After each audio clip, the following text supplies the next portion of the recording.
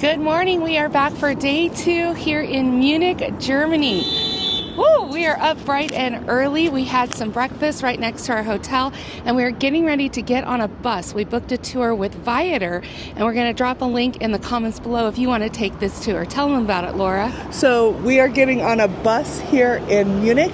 It's going to take us on about a 2-hour trip out to Linderhoff Palace and then to Neuschwanstein. So excited about this one. Neuschwanstein is something that Randy always wanted to go to, so we're going to do this for him. It's one of the biggest castles around, very famous because of its ties to Disney, right? They use that for the Sleeping Beauty castle at their theme parks as kind of an inspiration, or it's one of the inspirations for it anyway. So we're excited about seeing that, and then when we get back to town, I think we'll have to find another brewery slash beer garden somewhere in town. I hear they're quite popular, and I think it's something we should be doing. So a full day here on Core 4 Adventures once again. Ready for an adventure, we boarded our VIP bus. We stepped onto the red carpet feeling like royalty and settled into the comfort of this posh ride. Our luxury bus came with plush seats, drinks, snacks, and even coffee to keep us fueled for the journey ahead. Oh, and it even had a bathroom on board for those essential pit stops. We were ready to take on the scenic views and, of course, the castles. Pretty swank bus here. This thing is really set up. It's got a full bar, and the driver's offering us coffee and water as soon as we got on. We got here a little early, so we were able to pick our own seat. And so we're going to get this thing underway here soon, and this is really nice. We're on the bus and we're waiting for everything to start. I spoke to our tour guide and we're super excited that we do get to go through Oberammergau, and we discovered that the reason why we don't get to go to the actual town and walk around and stuff is timing. So it's the winter hours at the castles and there's just not enough time. Because we're here in March, so if you're coming in the summer, you'll have a little bit more time than we do today. And you'll get to actually go to Oberammergau and walk around. But we're going to get to go through it, and she'll show us some of the stuff. Same thing with Neuschwanstein in Schwangau. That's right by where we park, so we'll get to see the castle from the outside. But she said there's just not enough time to do 3 castles in one day. And we get to do the Linderhoff Palace and Neuschwanstein. So those are Neuschwanstein's the big one that we're going to go to, so we're excited about that. As we left the city of Munich behind, we got a quick glimpse of urban life before heading into the peaceful Bavarian countryside. Rolling hills, green fields, and charming little villages gave way to the distant mountain peaks of the Bavarian Alps. With a soft mist settling over them, our guide called them the Blue Mountains. It's easy to see why. Along the way, we passed a mountain with a door built right into the rock. It's actually a water reservoir now, but during World War II, it was secretly used as an airplane factory. Not long after, we passed Atal Monastery, famous not only for its striking architecture, but also for producing Kloster liqueur, a unique drink made from 26 herbs found in the Bavarian mountains. The scenery was stunning, and we knew we were in for something special at our first stop, Linderhoff Palace. So we're at our very first stop on our tour today, and that is at the Linderhoff Palace. This is one of 3 castles that Mad King Ludwig II built. This is the only one that he got completed, and they say it was his favorite. So let's go check it out.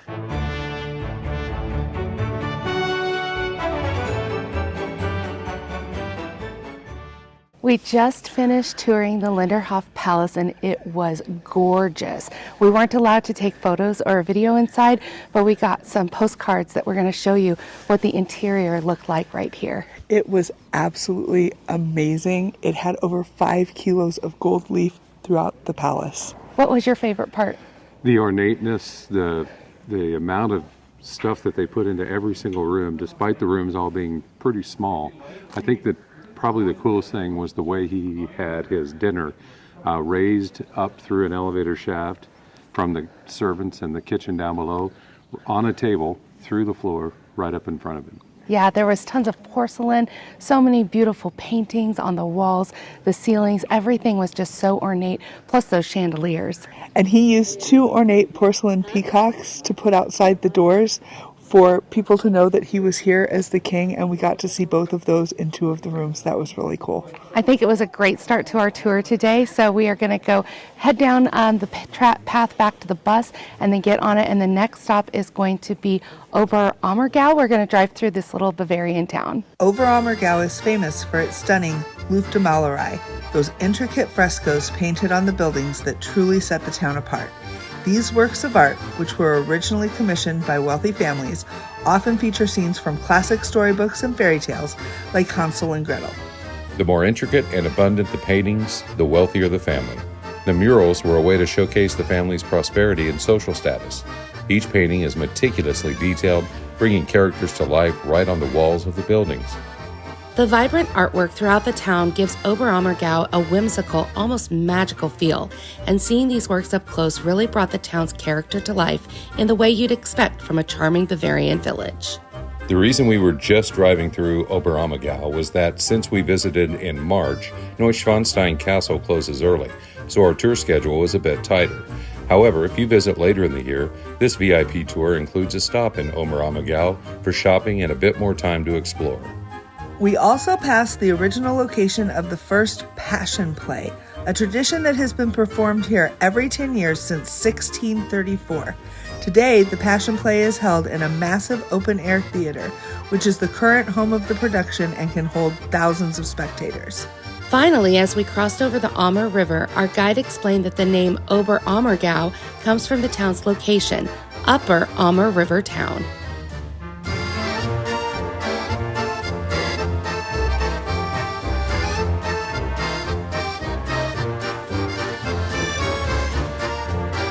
After another short drive through the Bavarian Alps, we got to our final destination, Neuschwanstein Castle. We passed by the bright yellow Hohenschwangau Castle, King Ludwig II's childhood home. We didn't have time to tour Hohenschwangau today, but it was still fascinating to see it from the outside. We just got here and we got stopped off at the parking lot and we went and had some lunch at Müller Cafe. Yeah. Müller Cafe. Some delicious beef stroganoff, some schnitzel, and a mushroom dumpling. It was like a bread dumpling with a mushroom sauce. It was good. Yeah, okay, I won. The beef stroganoff was the best. Nice thing is the girls almost always split, so I won too. Yeah, so now we are waiting in line for the shuttle bus that's going to take us to the top of the hill, and we're going to go to Mary's Bridge next for a beautiful view of Neuschwanstein. So the shuttle took us to the top of the hill, and now we're making our way over to Mary's Bridge that has the most beautiful view of the castle.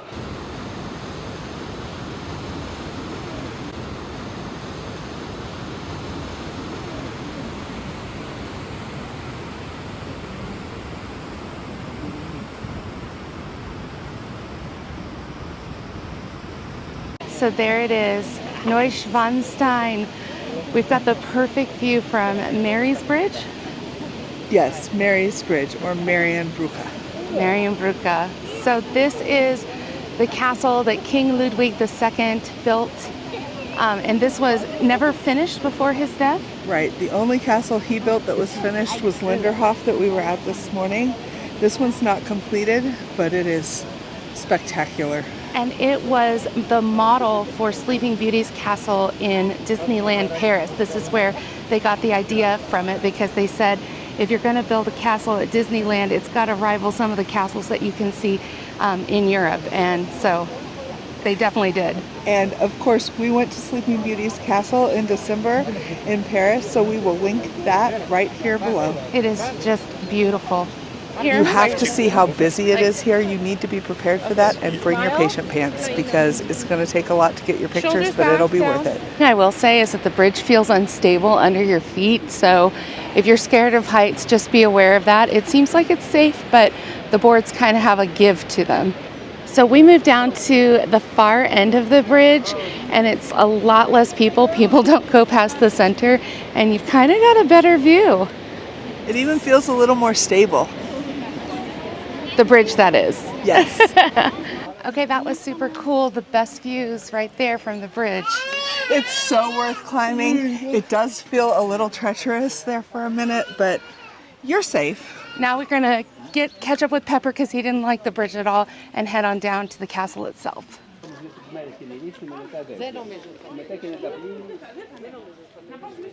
Making our way to Neuschwanstein from Mary's Bridge, and you can see Hohenschwangau down at the valley by the lakes and the beautiful, beautiful mountains in the background. So here we are walking, and from this angle you can really get the feel for how it looks like the Disneyland Sleeping Beauty's castle. Construction on Neuschwanstein began in 1869, but the castle was never fully completed. Only about 14 rooms were finished before King Ludwig II's death. The outer walls and towers were deliberately overbuilt to look older and more fortified than they actually are, part of Ludwig's vision to create a romanticized version of a knight's castle. One thing to note, you're allowed to enter the courtyard up to 45 minutes before your tour time for great picture ops. All right, so we have made it into the courtyard, and we are still waiting on our tour time. What do you think so far? Well, other than sucking air, because the elevation is a thing, it's worth every view. It's worth every angle. It's worth every shot that you can get up here. It's really amazing how this thing's put together. I can't wait to learn about it and see what's going on here. We got a couple different colors of stone. I imagine maybe that's what he needed help finishing by the government back in the day. But the views are spectacular, and down the canyon over here you can hear the river and the little waterfalls not just trickling but kind of raging, and it's just very peaceful up here. Yeah, it's beautiful. I am loving it so far. Can't wait to go inside and see what the interior looks like, because the exterior is just beautiful. So just waiting for our tour to begin. We're a little early, but that's okay. We'd rather be early than late, like some of these folks here in front of us that are panicking a little bit. Once again, we can't take photos or video inside the castle when we're on the tour, so we got some postcards, and we're going to be sharing those with you here. Every room is full of detail, from hand-carved woodwork to elaborate murals inspired by German legends. The throne room was designed to look like a Byzantine church, but the throne was never installed. The king's bedroom features a carved canopy that took over 4 years to complete.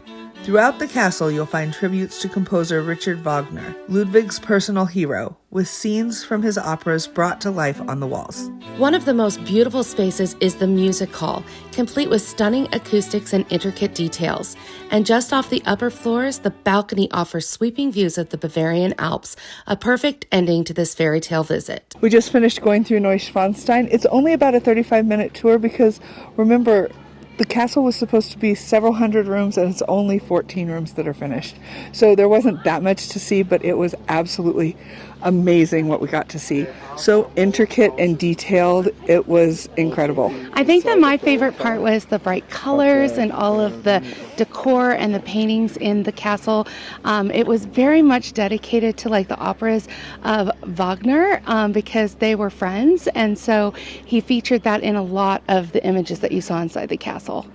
Yeah, if you know the story, it appears he didn't have a lot of friends, and that was by his own choice because he was an introverted kind of guy. But man, he loved him some Wagner. He really loved him some Wagner operas.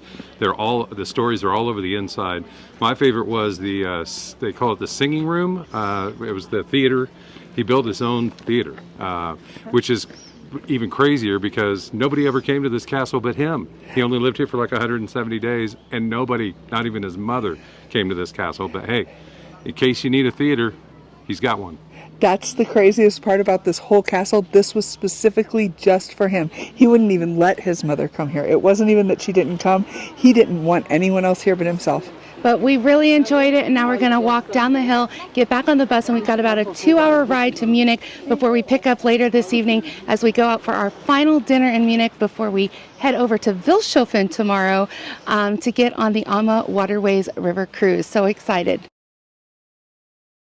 All right, so we had a great time today touring the castles of King Ludwig II, but we are back in Munich for a fun evening out. We are on our way to Augustiner Klosterwirt. There's several Augustiner facilities in town, but this is directly across from the church that the Augustiner monks were in, where they made the beer, and it's the first beer in Munich, and some say the best. So let's find out. Ein Bier, bitte. Once again, we dined on authentic German dishes. We started with a cheesy spread served with pickles and soft pretzels, followed by crispy Wiener Schnitzel paired with cranberry sauce, just the way it's traditionally served, and for the grand finale, a sausage platter piled high with sauerkraut and German potato salad.